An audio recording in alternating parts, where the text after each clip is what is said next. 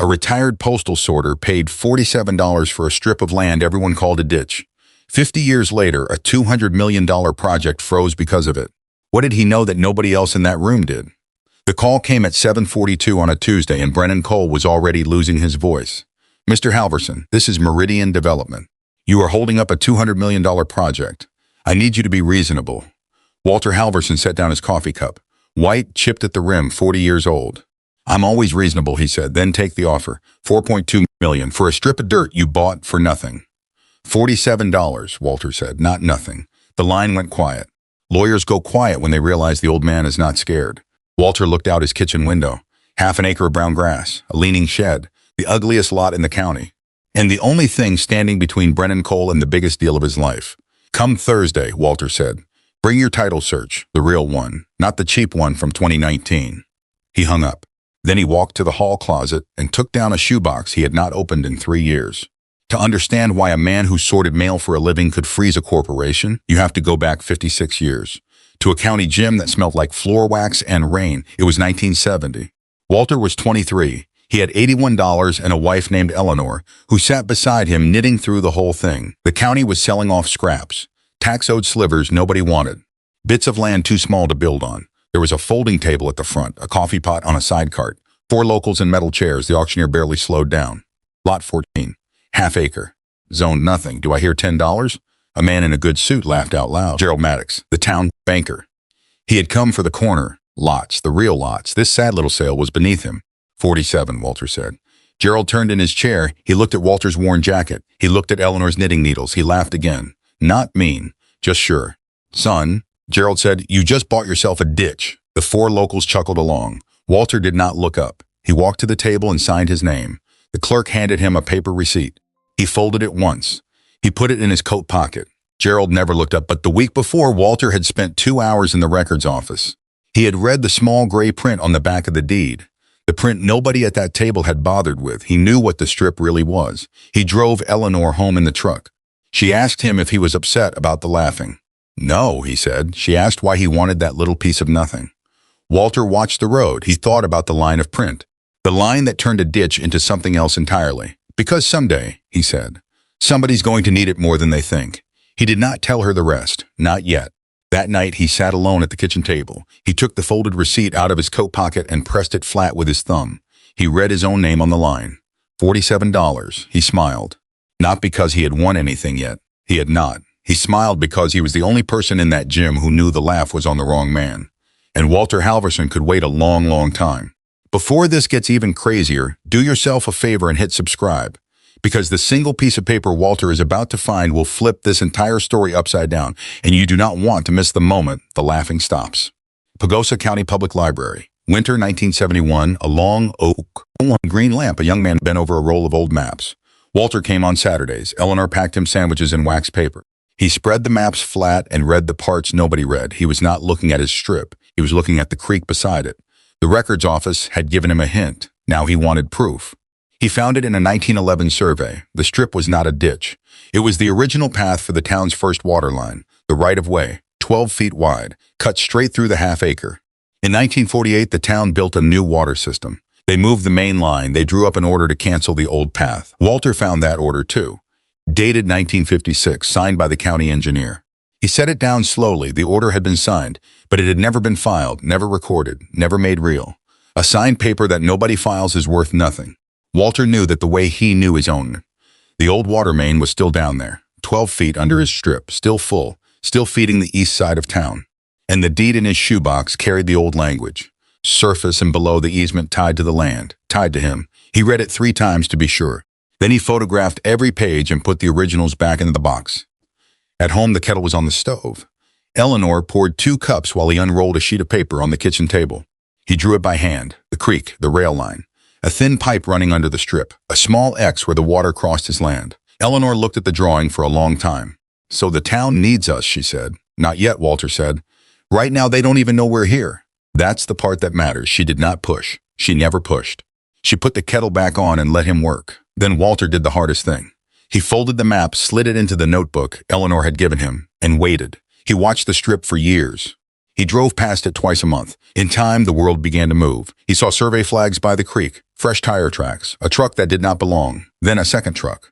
He started writing in the notebook, dates, plate numbers, names. He saw a sign go up half a mile east, a company name he did not know. Then another company bought the field beside it. Then another. He looked him up at the clerk's office. 3 different names, 3 different LLCs. But the same lawyer signed all 3 filings. Brennan Cole. They were buying the whole east side. 280 acres, piece by piece quiet, so the price stayed low. Walter laid his hand-drawn map next to the new plat. He lined up the creek, he lined up the roads. 280 acres. And every plan to build on them had to bring water across one 12-foot strip. His strip. He closed the notebook. He did not say a word. He just looked at the little X he had drawn years before, and he understood that the trap was already set. All he had to do now was wait for them to walk into it. A polished young man stood on Walter's porch with a clipboard and a smile that had never lost anything. It was the spring of 1989. Walter set down his coffee cup before he opened the door. Mr. Halvorsen, I represent a buyer interested in your vacant lot. We're prepared to offer $3,000 cash today. $3,000 for a strip Walter bought for $47,000. To most men, that was a fortune. Walter looked at him kindly. No, thank you, he said. The young man blinked. He had a second number ready. He never got to use it. Walter shut the door soft and went back to his coffee. Twice a year, Walter mowed the strip himself, spring and fall. He kept the corner markers clear of weeds. Every spring, he drove to the courthouse and paid the small tax bill. $11, then $14, then $19 as the years went on. Never late, never missed. The rest of the world forgot the land existed. Walter never did. His daughter Sarah rode along sometimes when she was small. Once, when she was 12, she stood at the edge of the strip and looked at the dry grass. Daddy, why do you keep mowing this if we never use it? Walter handed her the rake.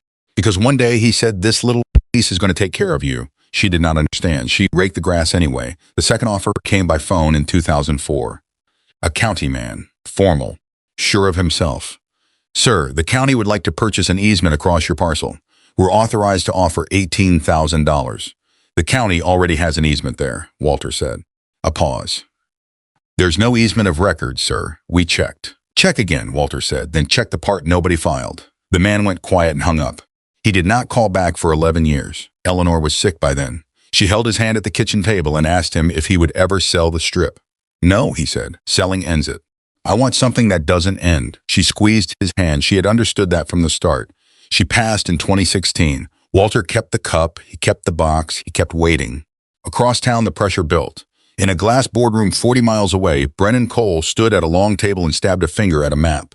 One thin red line ran through the whole project. One strip, he said. One. We own 280 acres, and we cannot move water across one strip we don't control. Fix it. His staff said nothing. There was nothing to fix. The old man would not sell. The third offer came to the kitchen table itself. 2024. A lawyer in a 3-piece suit, leather briefcase. Walter poured him coffee in a guest cup. Mr. Halvorsen, my client is Meridian Development. We are prepared to pay you $400,000 for clear title to the parcel. I think you'll agree that's more than generous. Walter slid the cup across. It's a lot of money, he said. No, thank you. The lawyer set down a second number, then a third. Walter thanked him each time. The answer never changed.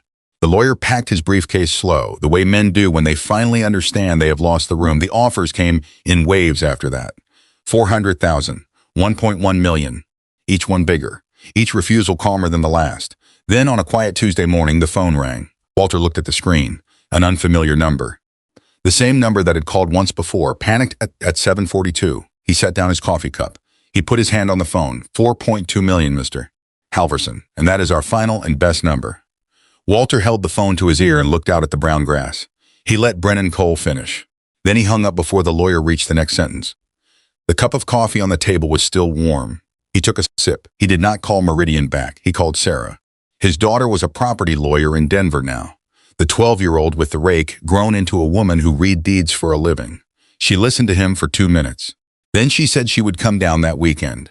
She arrived Saturday morning in a gray sedan. She hugged her father at the door and went straight to the table without taking off her coat. She spread the papers out one by one. The original 1970 deed, soft as cloth from years of handling. The 1956 cancel order, signed but never filed. The notebook full of dates and plate numbers. And Meridian's own permit file, every page of it, which Walter had pulled from the public record one sheet at a time. She read in silence for a long time. The kettle ticked on the stove.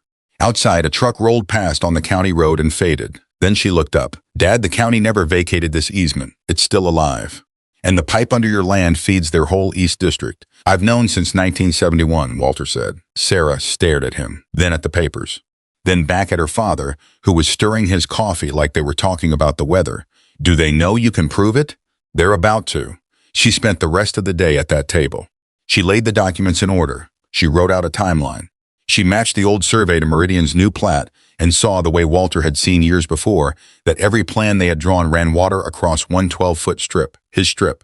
They built a $200 million project on top of your land, she said quietly, and they never checked who owned the path under it. They checked the cheap way, Walter said.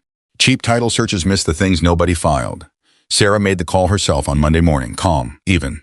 She told Brennan Cole that she represented her father and that they would see him at the hearing. Cole's voice changed on the line. He had expected a tired old man. He got a lawyer instead. Meridian came in swinging. The hearing room was small, wood paneling, a flag in the corner. 3 lawyers for Meridian on one side, Sarah and Walter on the other. Walter wore a clean shirt and his old coat, the folded receipt still riding in the pocket where it had lived for decades. Cole stood and made his case with the confidence of a man who had never lost a room. Their claim was abandonment. They argued Walter had let the easement die. 60 years of no use, they said. No maintenance, no improvements, no formal claim ever filed.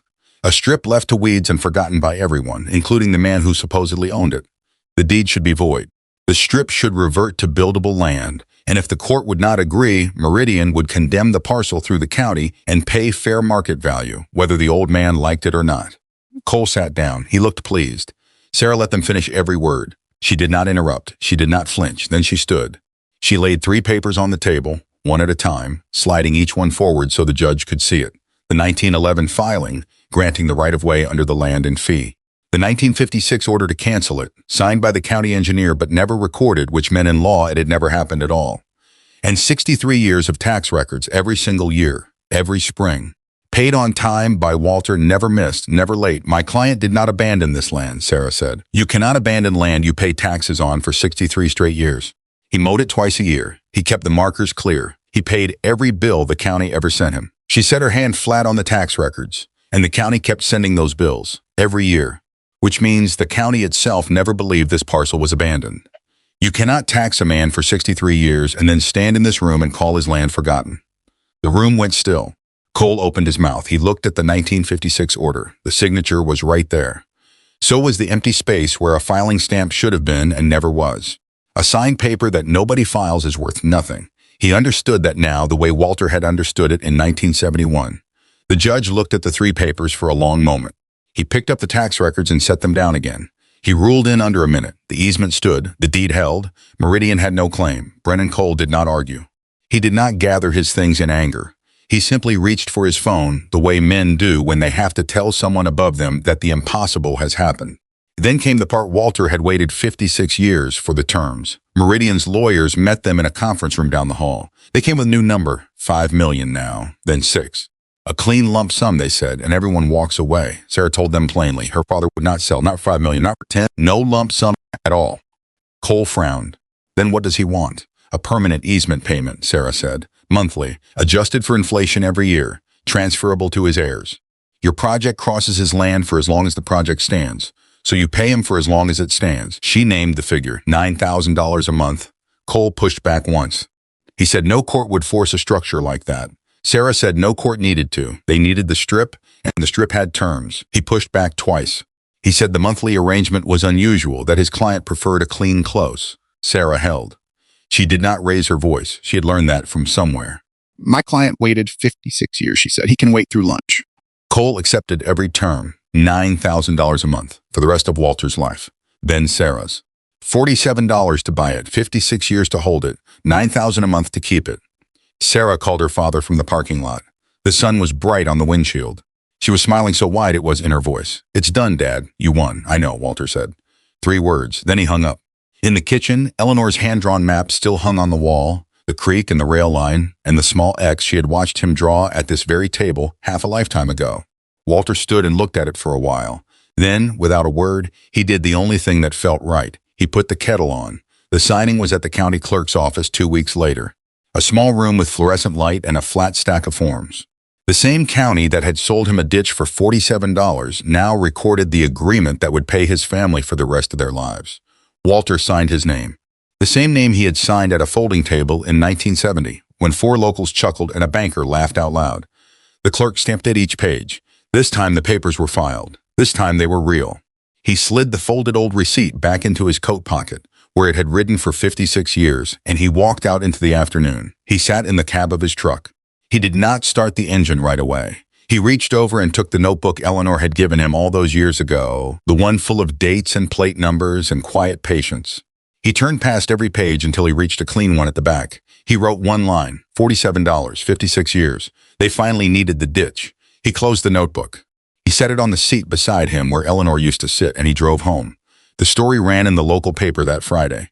A short piece tucked below the fold. Meridian gave no comment.